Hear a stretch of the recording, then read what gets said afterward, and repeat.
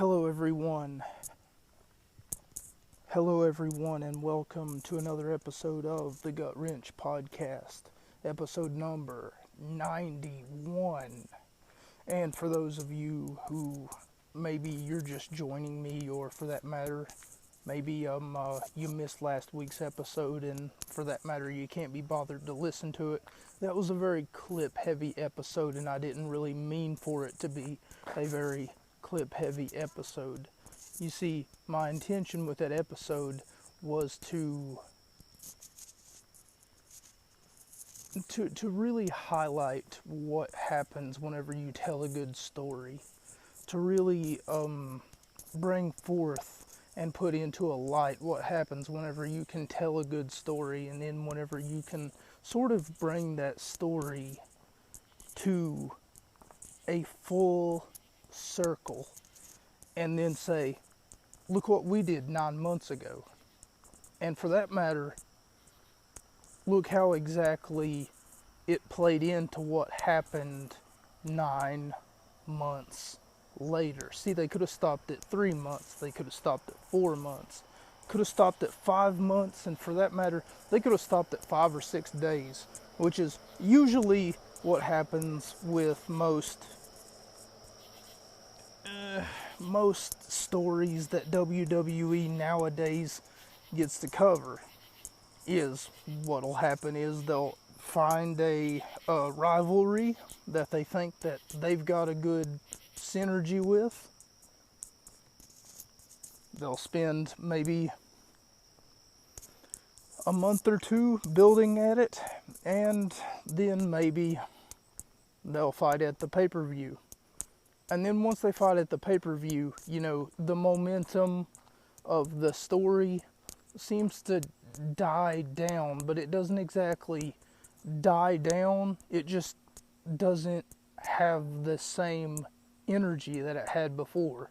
Because you see, they run into a problem where former champion wants a rematch, but the new champion that they just crowned, well, he's got no reservations to give this other former champion, a rematch, and he's looking for new challengers.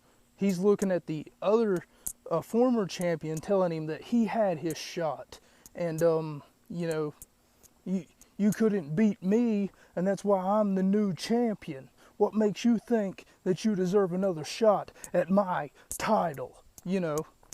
That sort of animosity. But you see, that can only tell a story for so long.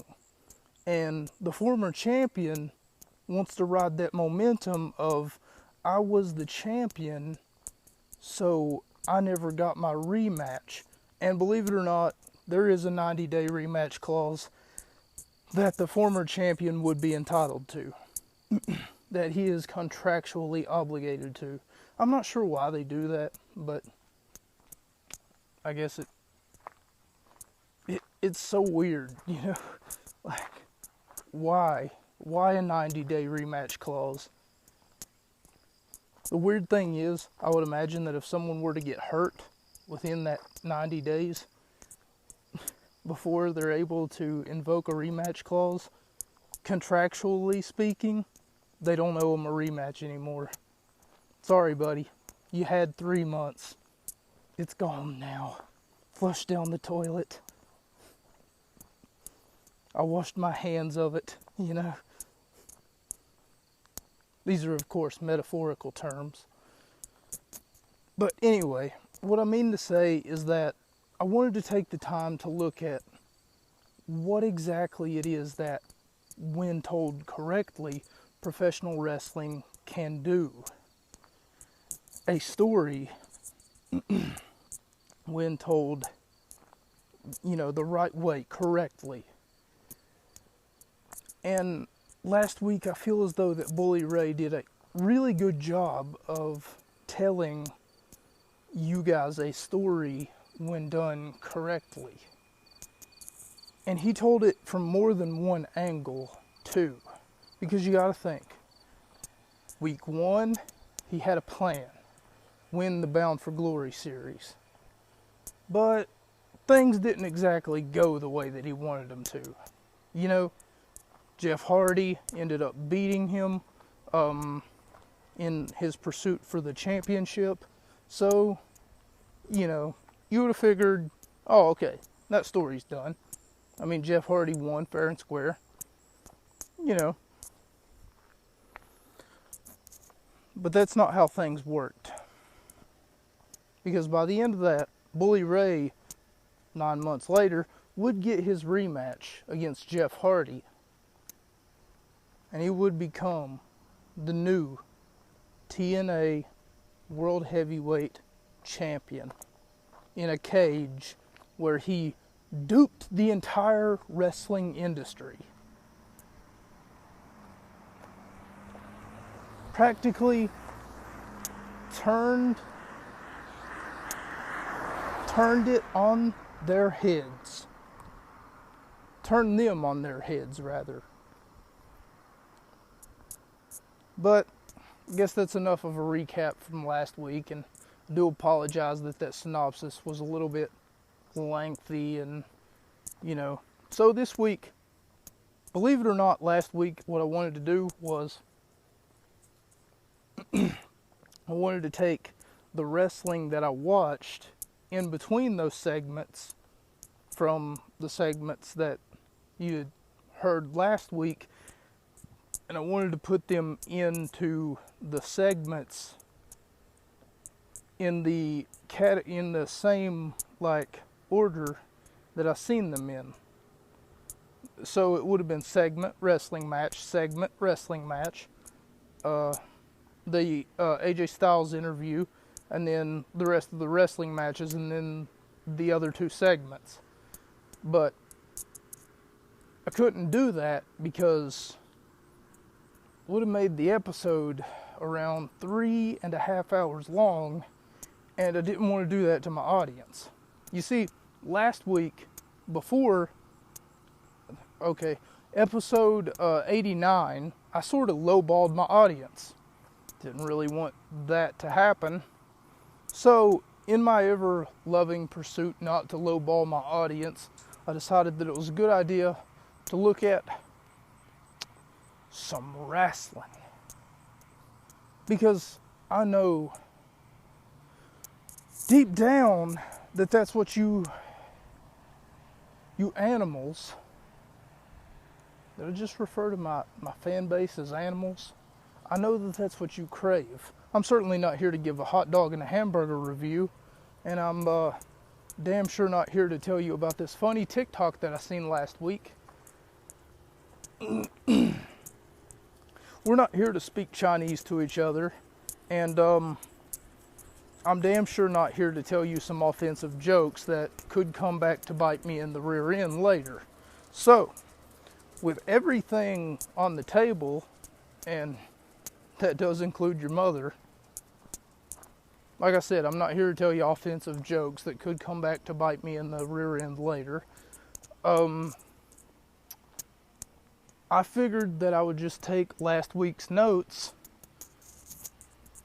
and just go ahead and review last week's wrestling that I didn't put with all of those clips for time's sake.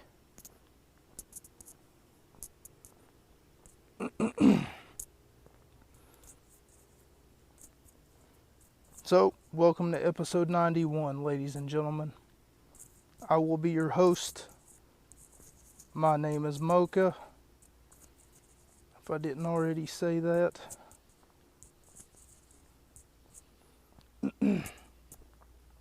So Hulk Hogan comes to the ring on crutches, and he gets a lot of cheers after hearing his music, and you gotta think this is like, I think 6 days removed from the pay-per-view that they just had. I don't know, I want to say Lockdown.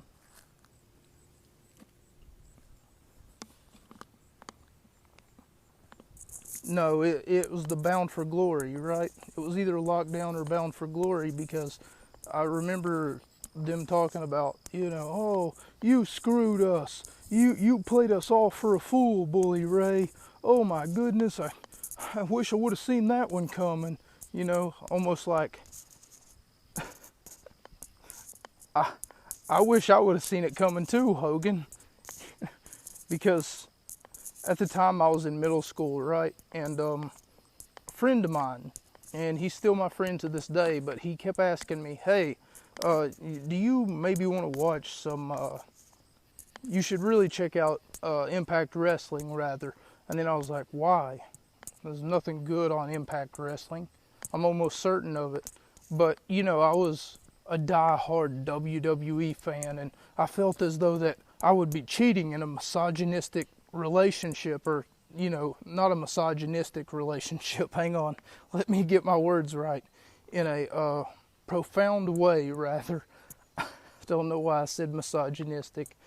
But I felt as though that I would be cheating on WWE if I was to watch, like, whatever the hell TNA was. But I had watched it, and he came to me, and then he was like, hey, what'd you think of the Impact Wrestling show? And then I was like, honestly, wasn't that bad. I was expecting something really bad, and I seen some guys that I knew. I seen like Devon Dudley, and holy crap, I knew who that was. I thought for sure that I was going to see a whole bunch of nobodies that I didn't even know who they were, and why should I care for them? Because of course I'm in middle school and I don't know who these people are. I've seen like Al Snow and Samoa Joe and AJ Styles, and I was like, holy crap, I know who these people are. I mean, I've seen them on the internet a lot, and I just had a reason now, I guess you could say, to watch Impact Wrestling.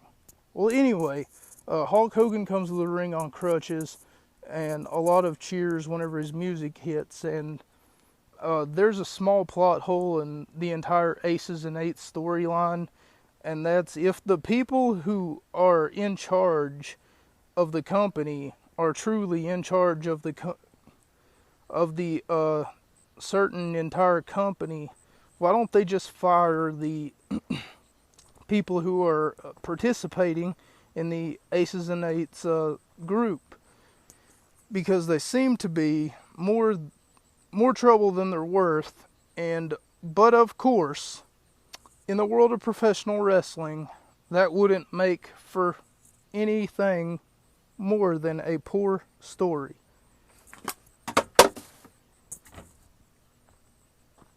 So let's say, for instance, that you were to fire Aces and Eights. It's almost like the whole Steve Austin arc, if you think about it. Steve Austin, if Vince McMahon were to just fire Steve Austin and have him, charged with a whole bunch of vandalism, because, let's face it, that's what he was doing every week. He was practically vandalizing things. There was one episode of Monday Night Raw where he came to the ring with a beer truck. That's the biggest, vandalism that I can think of.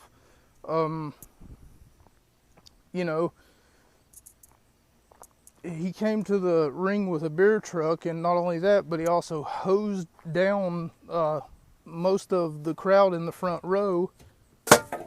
And for that matter, he also hosed down Vince McMahon. He hosed The Rock down as well. And kudos to The Rock for staying in story. If you ever go back and watch that segment, for those of you who have probably watched it on YouTube, for you just like to relive your childhood sometimes, and I don't blame you. But kudos to The Rock for staying in storyline, because even to the bitter beginning of Steve Austin having that hose,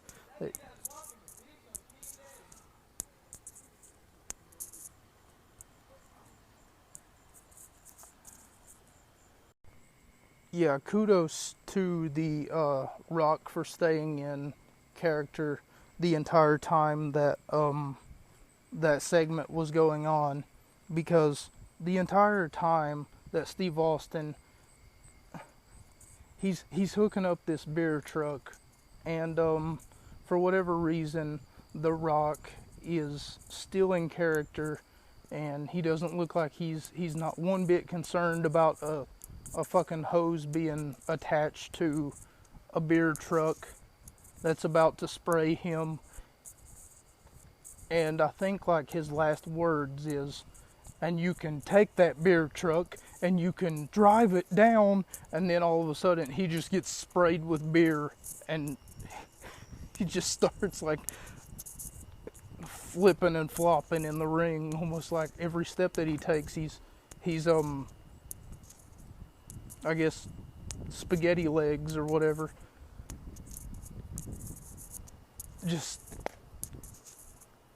The Rock, beautiful performance by The Rock, even if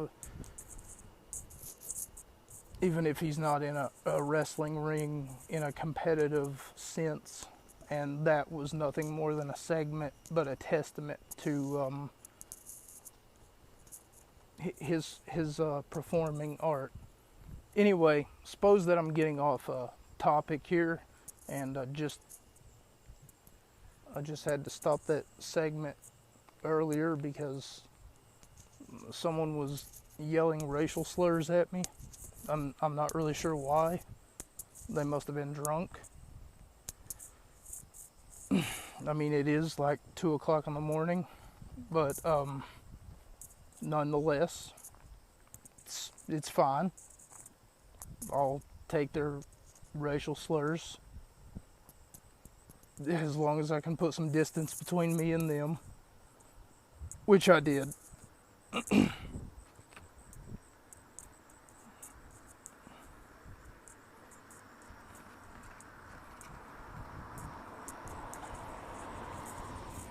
Okay, so Hogan gets in the ring, and he says that he wants to bring out the 4 wrestlers who were, or the 4 performers who helped him to fend off the Aces and Eights last week or the week before.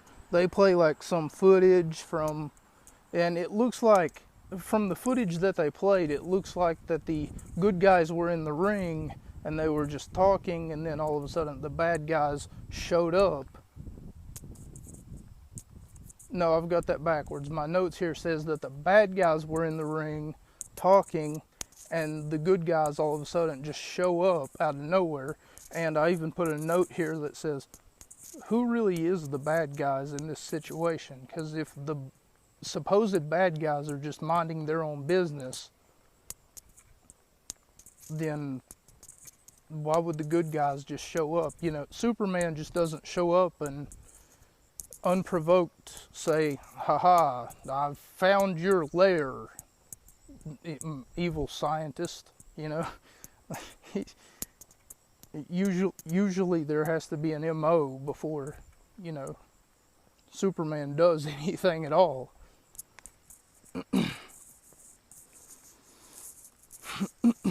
We get the Hogan chants. The ring was full of Aces and Eights when what happened was Samoa Joe, Jeff Hardy, Magnus, and Kurt Angle, all 4 came out to put a stop to Aces and Eights, to maybe try and stop them from doing something. It's never explained why Aces and Eights was just out there one week. It's kind of funny. The heel group kind of comes off to the ring and then gets beat up by the heroes. Hero 4 guys, no reason was really given. It makes you question, yeah, I already said that. It makes you question who is the bad guy here? Was Jeff Hardy, was Bully Ray opponents in the championship cage match for the championship last week, when Bully showed his true colors by turning his back on Impact Wrestling, which if this is any testament to how consistent this show is, and for that matter, how consistent this entire program here is, Impact Wrestling, then you should see a pattern here that Bully Ray, I wouldn't necessarily say that he turned his back on Impact Wrestling, but that's the narrative that they're using in order to color him as the bad guy in this scenario, in this situation, in order to say that he was the odd man out. But in reality, he really didn't do anything that anyone would call him a bad apple for, you know.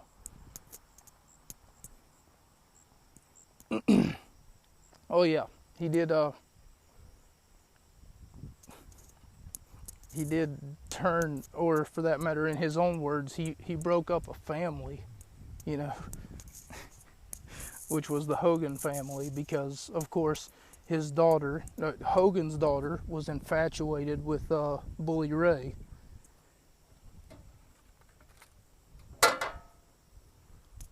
And being infatuated with him, in doing so, he just decided it was a good idea just to play with her heart, play with, would that be his in-law? I guess it would be.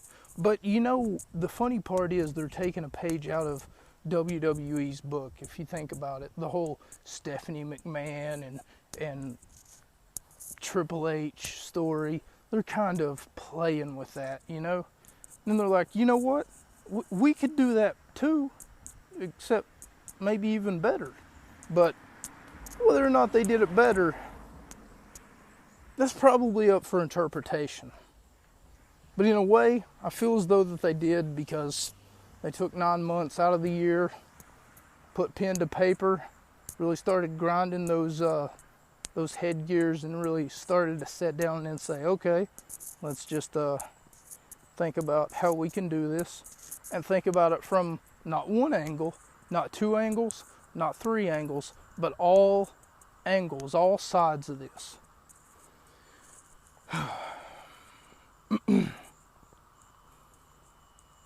Hear a lot of Joe chants as Hulk Hogan announces that there will be a fatal four-way that Jeff Hardy said should be the main event for the show tonight. So Jeff Hardy, what ended up happening was that Hogan basically said, Jeff Hardy, you should be the number one contender, because of course it was Hardy who was conceptually screwed, so to speak, out of the championship opportunity that he got against Bully Ray, because Bully Ray beat Jeff Hardy, but he didn't do it fairly. He did it in a cage, and not only did they beat him, but they humiliated him. They, of course, being Garrick Bischoff, Doc, I should call him Big Doc because that's what they called him, Knox, everyone else from Aces and Eights, from Devon Dudley to Taz, I don't know how many, and Bully Ray even replaced one Brooke with another Brooke. He replaced Brooke Hogan with Brooke Testmacher. Arguably an upgrade. I'm joking. We don't treat women like, you know, they're just, hit the bricks, honey. I found someone new, and she's a lot better looking than you are, and she's got your first name. We don't treat women like they're nothing more than objects here at the Gut Wrench Podcast. That's not our character, and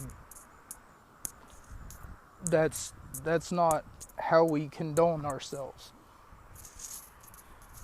You guys know that, right? 91 episodes in, and I mean, I've talked about women's rights all the time. Just a little humor, you know. Anyway, we get a tag team championships match as the champions, Bobby Roode and Austin Aries, face off against the challengers, known as Los Guerreros. No, can't be right. Yeah, they're not Los Guerreros. Never mind. They're known as Super Mexican or Super. Oh man, what's it called? Super Mexican, I think is what they're called, but I could be wrong. Chavo Guerrero and Hernandez. This is what was supposed to happen last week, but Aces and Eights put a stop to it by attacking Chavo and Hernandez.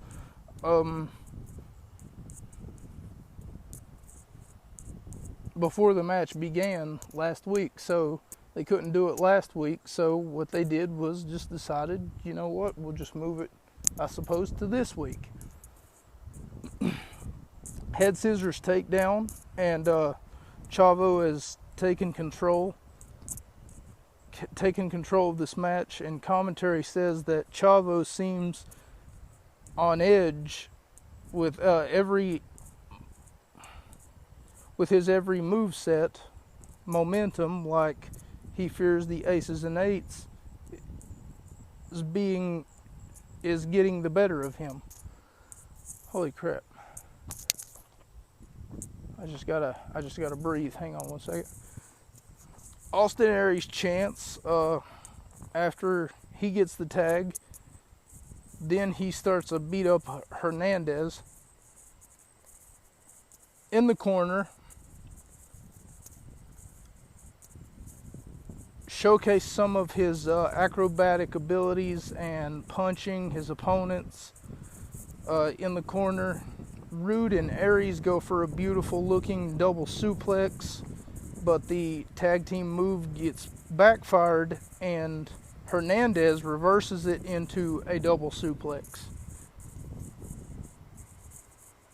So he reverses it into a double suplex because he's got both of them on each one of his arms. And the two of them was trying to get the big man up, but didn't work. The champs bully ref Earl Hebner. Spike TV plug as Impact Wrestling says, don't touch that remote. Bellator MMA coming up next. Don't worry, guys. I would totally touch that remote because Bellator MMA was coming up next. Because that wasn't even worth watching. I mean, if it was UFC, maybe it might have been worth watching. But Bellator, I could take it or leave it, you know. Like I don't even know who these people are. And I tried watching it once or twice, and the color scheme just doesn't appeal to me. You know, I was always like, Bellator MMA. Is there anybody good on this? You know, because I've yet to find anyone who was even halfway decent. Austin Aries tags in the larger. Oh, okay. Austin Aries tags in, then the larger Hernandez tags in. A double clotheslines over the top rope to both men to decapitate both men in the ring, and he gets a running start from the ring ramp. So he basically goes from the ring ramp where the wrestler usually does their entrances, and then he jumps over the ring ropes halfway through the ring itself, and then decapitates Austin Aries. Does Hernandez.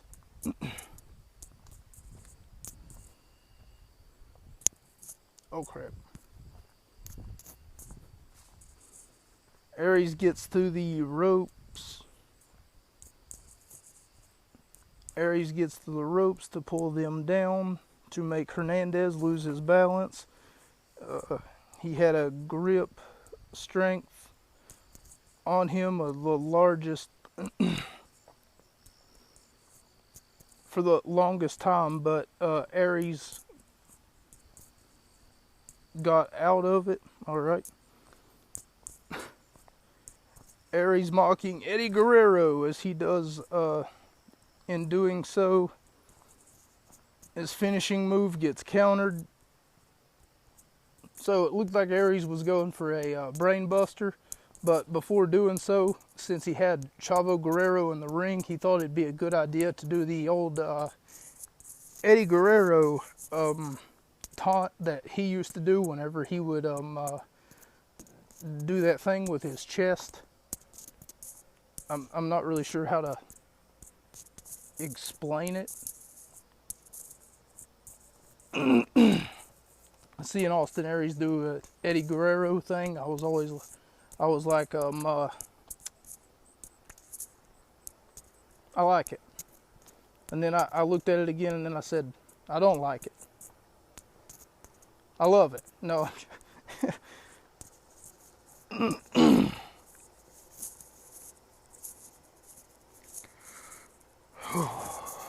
Okay. Aries mocking Eddie Guerrero, and in doing so, he gets his finishing move countered into the 3 suplexes called the 3 Amigos. So, and that's exactly what Chavo does to him. He's like, I'll teach you to mock my uncle, you little prick. There's literally a, for those of you who don't know, there's literally a hashtag on Twitter, hashtag Austin Aries pissed me off. He seems to be pretty proud of it too, whenever he pisses somebody off. Frankie Kazarian and Christopher Daniels of Bad Influence show up and distract the referee long enough for Aries to get the handful of tights and win the match, retaining the titles. Using the tights as leverage. I wish that I would have put who he pinned, but I do believe that it was Hernandez. Because I think that Hernandez had tagged Chavo out. But I could be wrong about that. 3 out of 5 stars. Not a bad showing. But I don't know if it furthers any stories.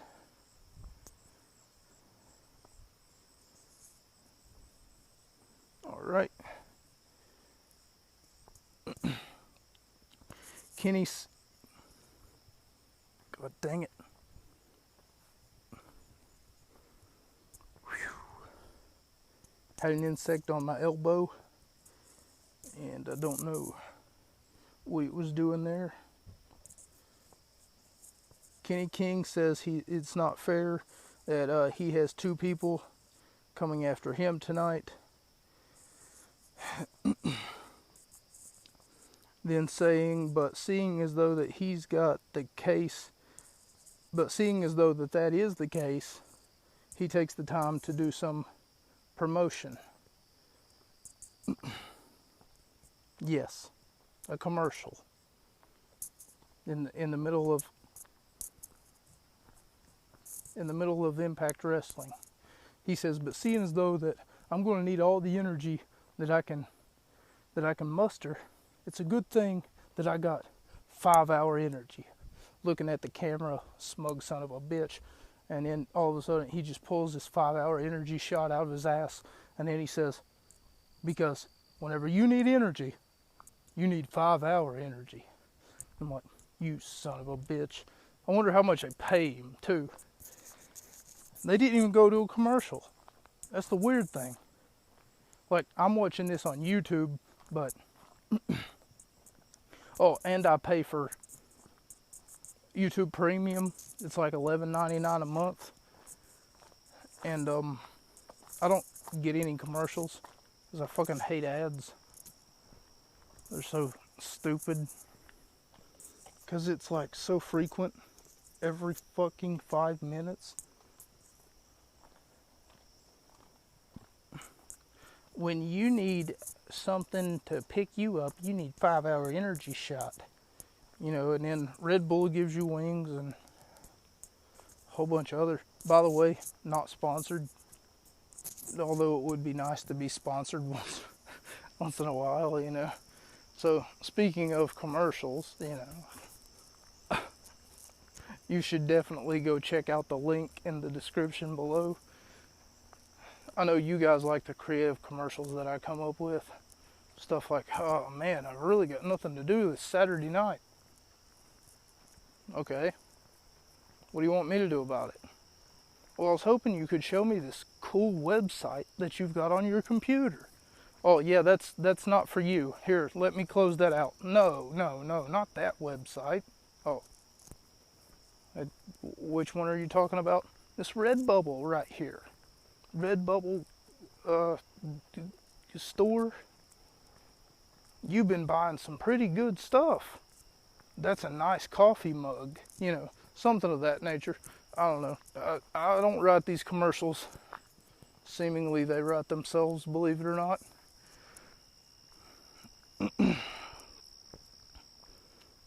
Kenny King versus Sanjay Dutt and Xena Ion. So this is a triple threat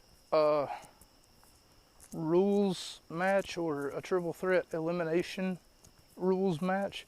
So whoever gets eliminated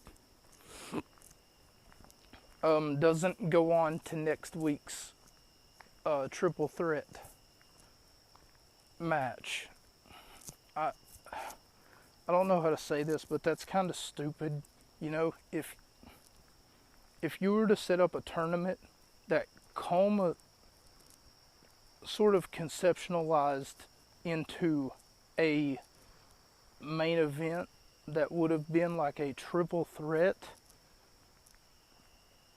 if you were to put the brackets, let's say, from west to east, and then branch them from up to down, like north and south, and then make that you're going right at your X Division Championship. And Kenny King, for those of you not aware, was the X Division Champion at this time. And at this time, him being the X Division Champion basically meant that if he was to lose here, that he would be knocked out of the tournament. I feel as though that if they would have given me the brackets, that I probably could have, like, put everyone in a one-on-one match. But this is Impact Wrestling after all. We are talking about the company that seemingly out of nowhere came up with their own version of a battle royal called the Reverse Battle Royal, that came up with a pay-per-view known as Lockdown, which for whatever reason every match is a steel cage match, which sounds good in theory and probably on paper, but once you've watched about 5 Lockdown cage match slash tables match slash blindfold match slash one arm tied behind your back match, you know, and they turn the lights off in the arena so no one can see anything. You know, it kind of gets repetitive, and for that matter, it doesn't do you any good to not know what's happening. I don't know.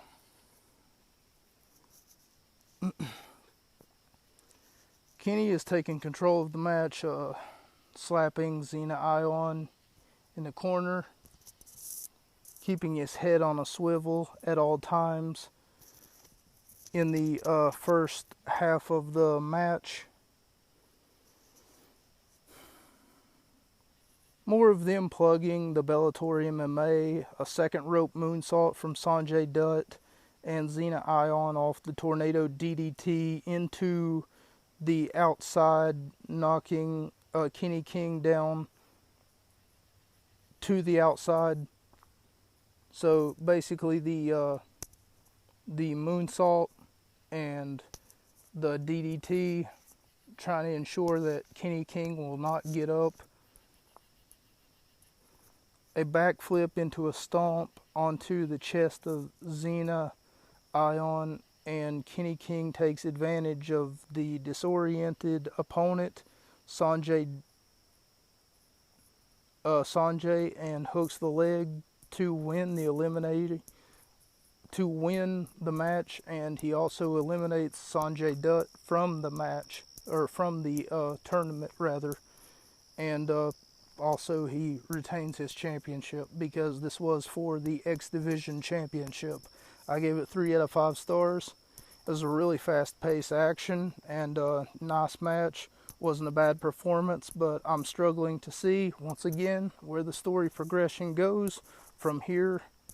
Kenny King retains his championship, but it seems to me like he's underestimating Xena Ion, because this makes the second time that King has had the opportunity to pin Xena Ion, but for some reason hasn't. And literally Sanjay Dutt did the maximum amount of damage to Xena Ion. He could have eliminated him in this tournament, but he chose not to, because Xena just got a backflip into a stomp onto the chest of Xena Ion. I'm not really sure how he pulled that off, but whenever I seen it, I only seen half of it because the cameraman was a monkey and he didn't know where to go. You know, monkeys are small. Like, I wasn't being racist, I promise. Small brains. Oh God, that sounded even worse. The attention span of a squirrel, you know, like oh my God. You guys need to stop acting like this. I wasn't trying to say that the cameraman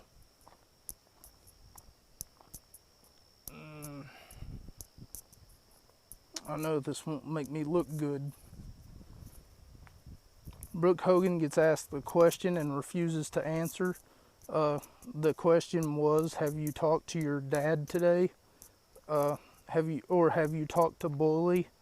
And she said, I'm not going to talk about that. I'm here to do business. And yes, that would be a part of business, because that's your business, Brooke. They just want to know. Hulk Hogan tells Sting he's going to go set up the rafters. Oh, okay. So Sting says that he wants to help. And Hogan tells Sting, why don't you go do what it is that you used to do back in WCW and set up in the rafters for another 10, 12 years. Why don't you go be gone or hide in the shadows for another 5 or 6 years? You remember when Sting used to do that? Just set up in the rafters and do absolutely jack. And he probably got paid for it.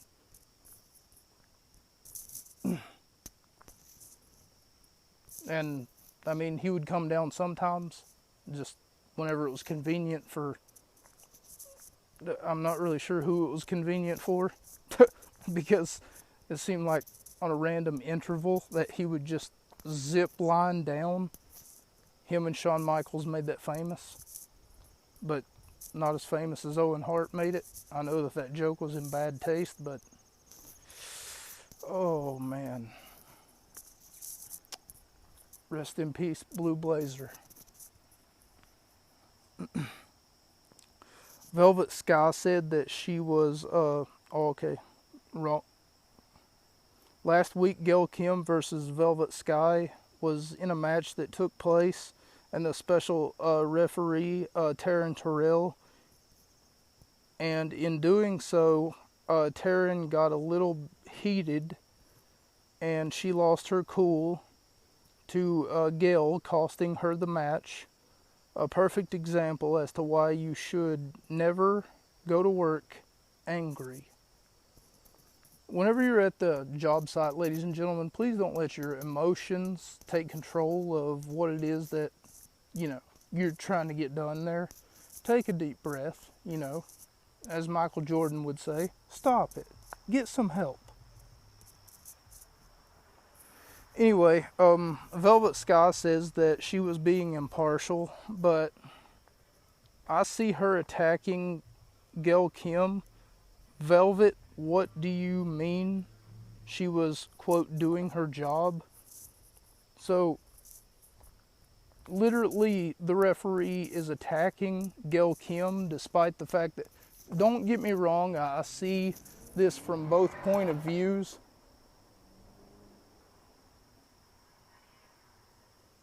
I see this from both point of views because also Taryn Terrell was getting in the face of Gail Kim. I'm sorry, Gail Kim was getting in the face of Taryn Terrell. And in doing so, Taryn just loses her cool. But regardless, I mean, just put up with her screaming at you for a minute because the job's almost over,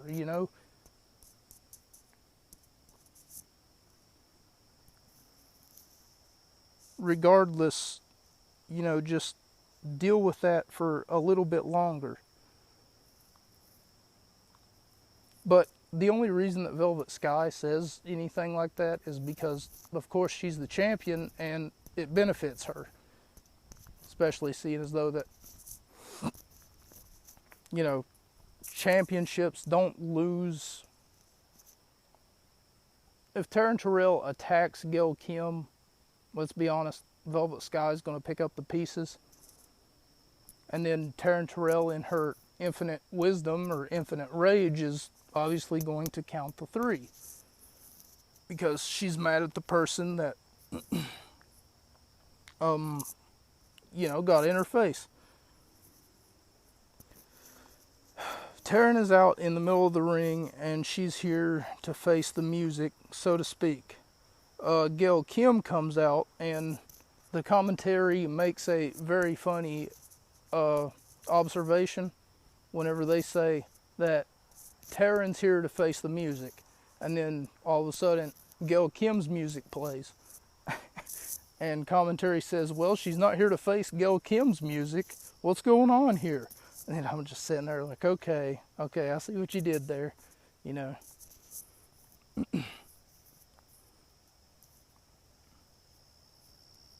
But Gail Kim comes to rub it in Taryn Terrell's face that she's fired, and Taryn has been fired as a referee, but she was hired as a full-time wrestler.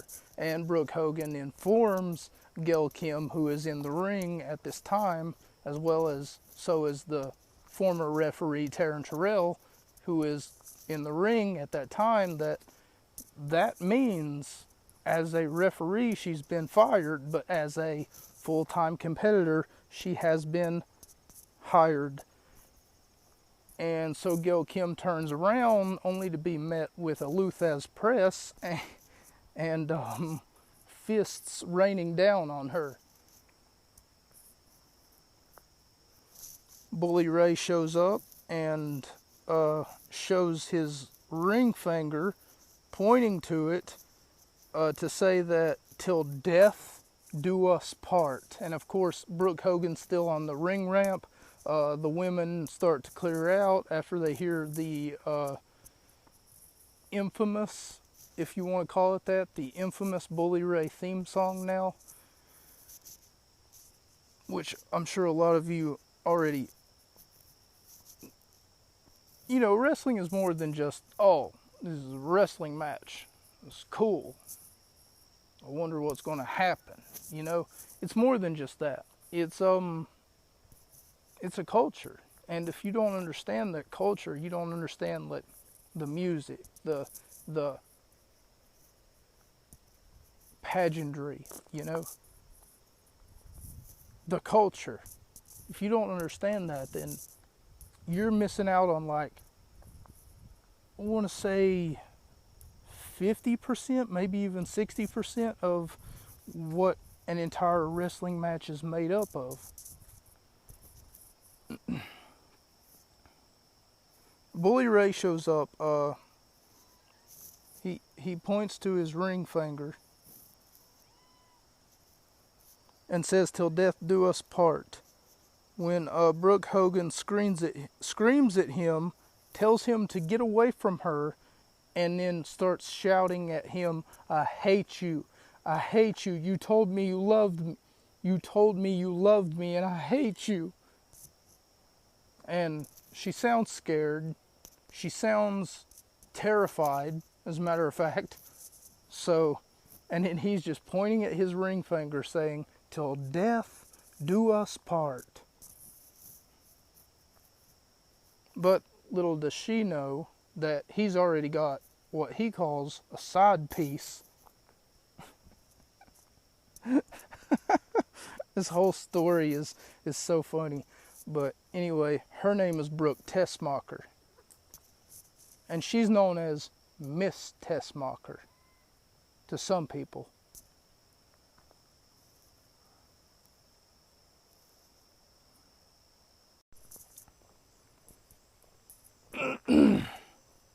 Sorry, everyone.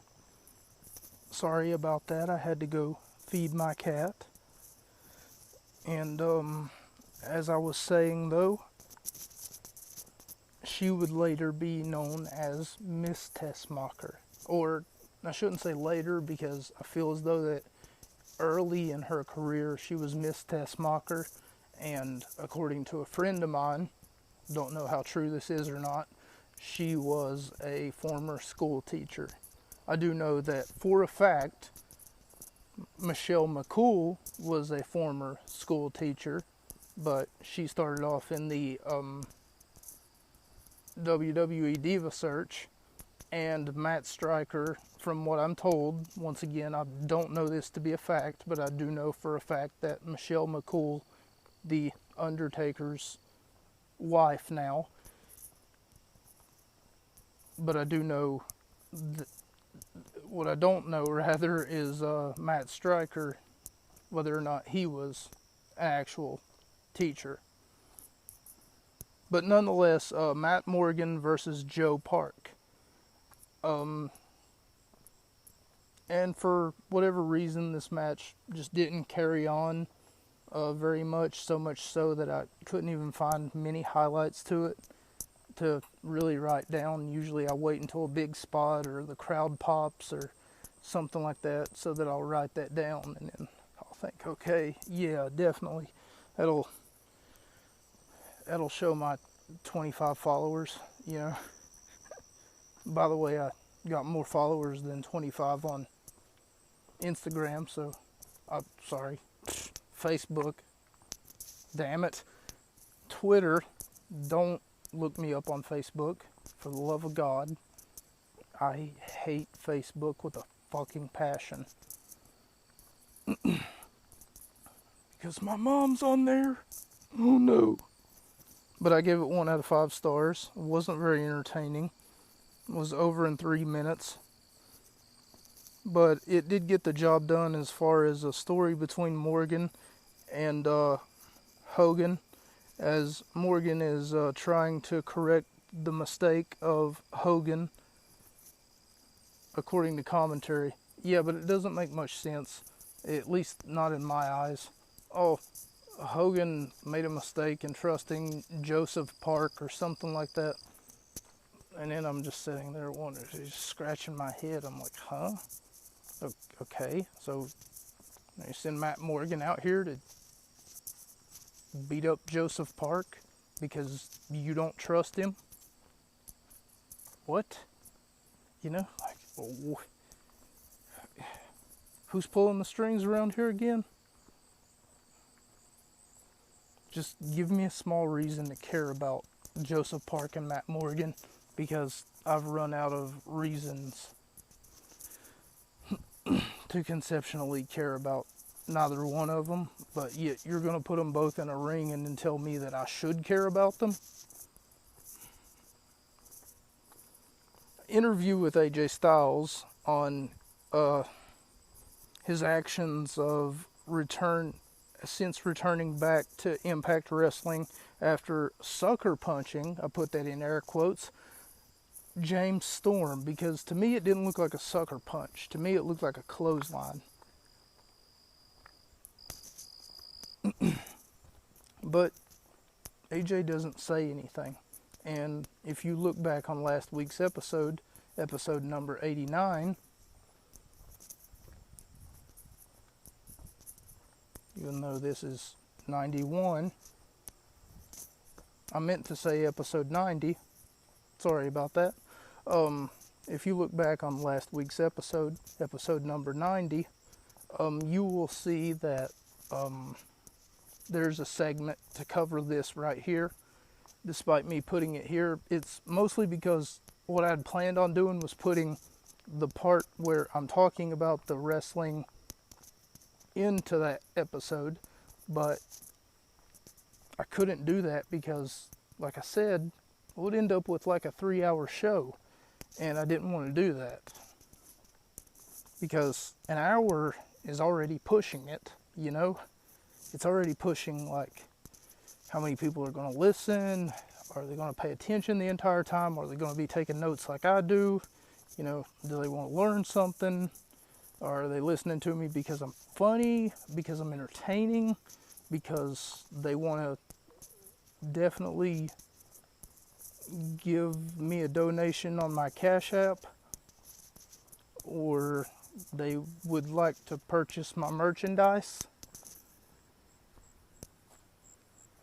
Or are they just doing it to support me in a free way, any free way possible, you know?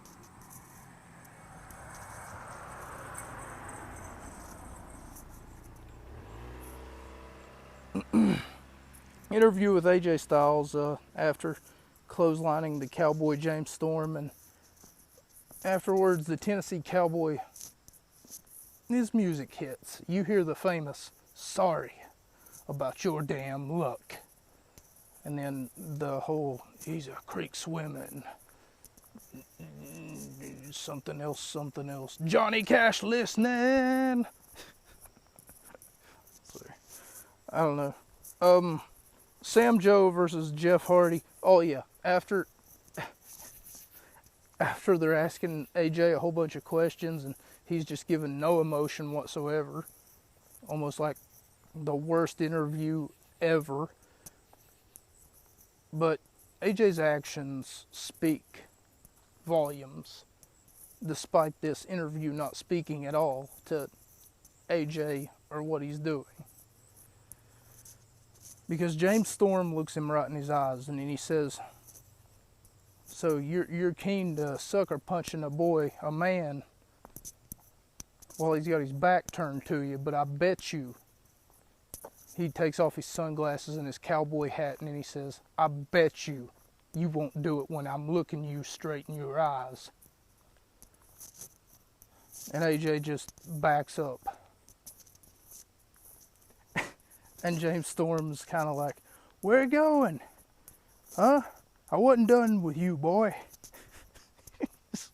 He's, like I said before, James Storm just reminds me of like a Wish or a dollar store version of like, and I'm not saying that to demean James Storm at all. Storm was so entertaining growing up, you know, but it's kind of like the dollar store version of Steve Austin, you know?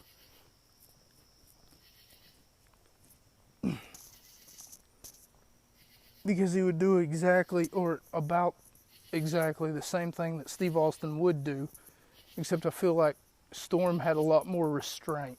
Whereas though that Steve Austin would just do anything, and he was like a wild animal. You know, you never knew what he was going to do next. James Storm would just do something to those who do something to him, you know. I remember his days with Chris Harris in America's Most Wanted before he joined Beer Money. But anyway, we now go to our main event. As Samoa Joe versus Jeff Hardy versus Kurt Angle versus Magnus. Joe chants, so the crowd is chanting, Joe, Joe, Joe, Joe, Joe. And another one that they like to do was, Joe is gonna kill you. Which was always, that one was always fun to do. Not that I've ever been to a live wrestling event where that's been the norm.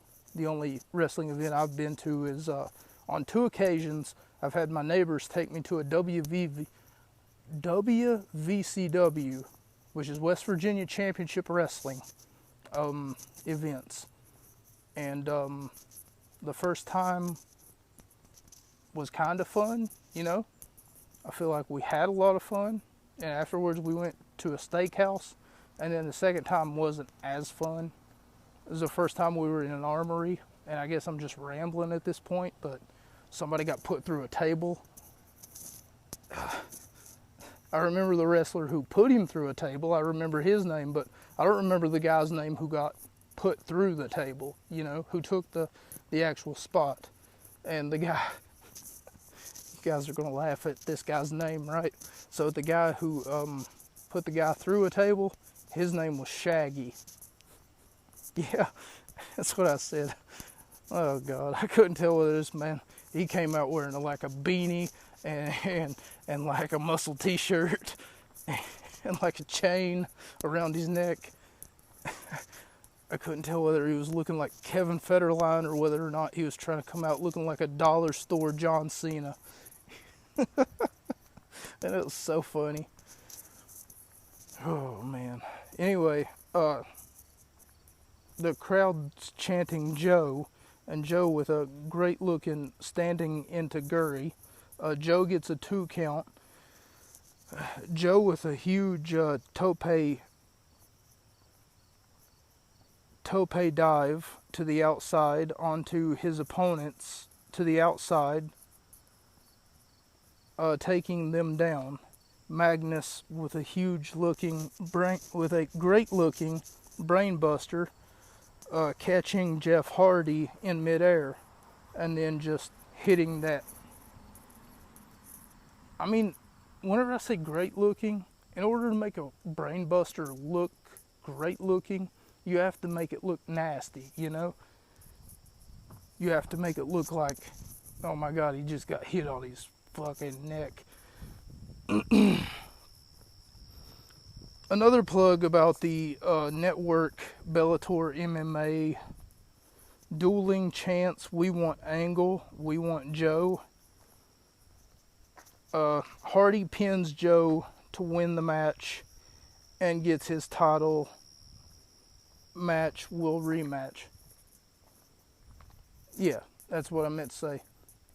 Hardy gets his rematch against, because the segue to this one was the fact that whoever wins was to get the title shot at their next pay-per-view against Bully Ray. I gave it 4 out of 5 stars. Even though there wasn't much time to this one, I felt as though that all 4 competitors gave exactly what these fans came to see, and for that matter, they gave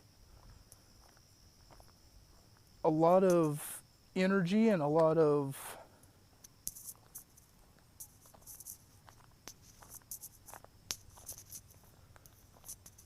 they gave exactly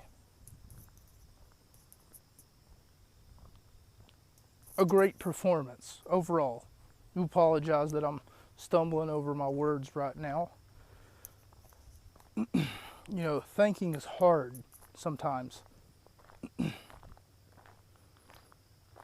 And I would like to, in turn, not only thank you guys, but also thank today's sponsor. No, I'm joking. I don't have a sponsor. But what I would like to do is something that I should have done at the top of the show, but unfortunately I'd forgotten. So, what I'd like to do now is take the time to thank the network of podcasters in which that I continuously try to plug. For those of you who are new to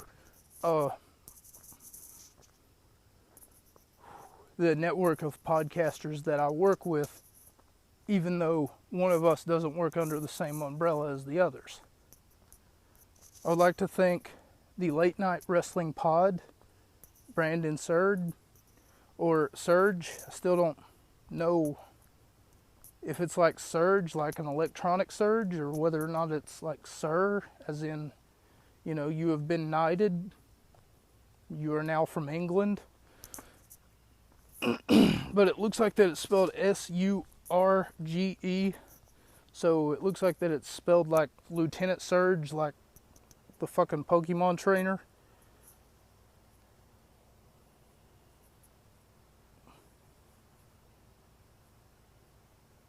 I watched a guy react on YouTube to an hour-long video of a guy who was in church telling people why Pokemon was created by the devil to worship or make these children think that they had some sort of power.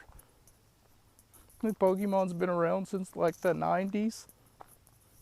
I guess one could make the argument that the devil's been around for longer than that, but I failed to see the connection, But apparently Pokemon was created by Satanists, according to this guy. I don't know, it was really funny. That's all that I'll say. I'm not trying to get political or anything, but Brandon Surge of the Late Night Wrestling Pod, if you are a fan of professional wrestling, and for that matter, if you are a fan of, I guess, just staying up late, I guess that's his whole gimmick. And the Heel Truth podcast, hosted by Ted, the Hillbilly Heel. So, if you are a fan of professional wrestling, I would maybe advise you to look at these podcasters as well. Once again, that's the Heel Truth, hosted by Ted, the Hillbilly Heel.